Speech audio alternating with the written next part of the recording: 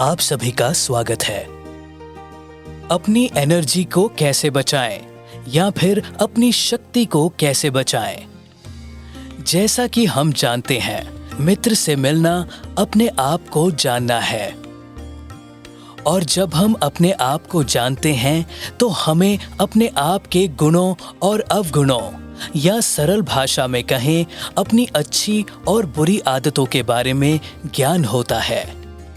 और इन्हीं आदतों से जुड़ी होती है हमारे अंदर की सशक्त शक्ति, यानी कि हमारे अंदर की एनर्जी।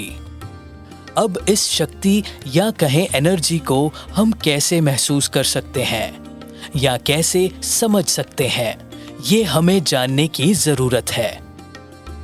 अपने आप पर ध्यान केंद्रित करने से हमें अपने अंदर की एनर्जी का पता चलता है।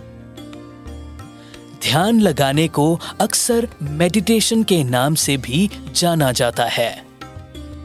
जब हम ध्यान की अवस्था या मेडिटेशन में होते हैं तो हमारी अंतरात्मा हमसे मिलन करती है और हमें अपने आप के बारे में बहुत कुछ बताती है। जब हम मेडिटेशन या ध्यान की अवस्था में जाते हैं तो हमारा शरीर अवकाश यानी कि विश्राम की अवस्था में चला जाता है और धीरे धीरे हमारे शरीर की प्रणाली या काम करने के बाद की शारीरिक ही नहीं बल्कि मानसिक थकान में भी कमी आती है।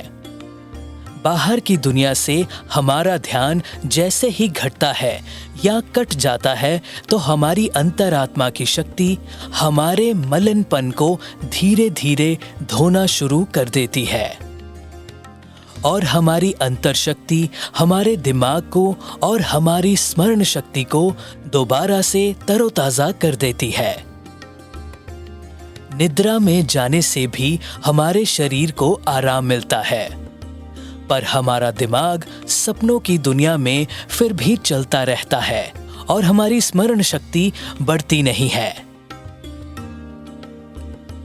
इसलिए ध्यान लगाने से या फिर मेडिटेशन करने से ना सिर्फ हमारे शरीर की बल्कि हमारी सोच, हमारी दिमागी थकान में भी कमी आती है।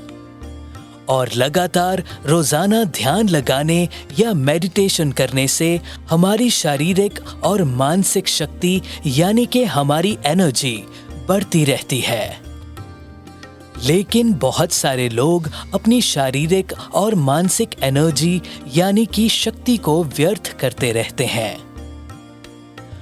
हर रोज हर मनुष्य इस धरती पर अपने जीवन अनुसार बहुत सारे कार्यों में लीन रहता है, पर कहाँ किन कार्यों में कितनी एकाग्रता होनी चाहिए और कहाँ नहीं चाहिए, इसका फैसला सही से नहीं कर पाता।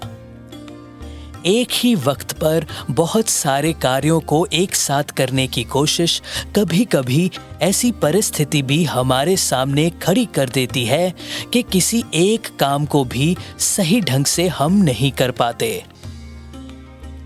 और फिर सबसे पहले हमें मानसिक तनाव आना शुरू हो जाता है और उसके कुछ देर बाद शारीरिक तनाव भी। और हमारी एनर्जी या कहें शक्ति जैसे व्यर्थ होती रहती है।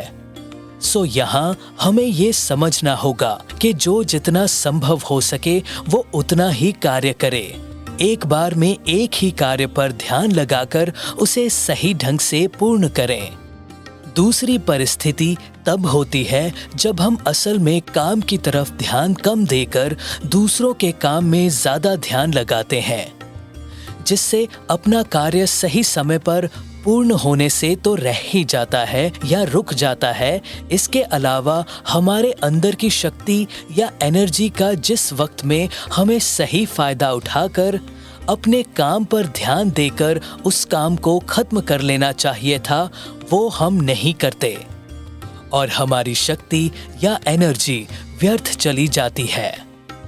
मित्र से मिलने के बाद, अपनी शक्ति को जानने समझने के बाद उसे हम व्यर्थ नहीं होने देंगे और हमारी जिंदगी हमें सही रास्ते पर चलती नजर आने लगेगी।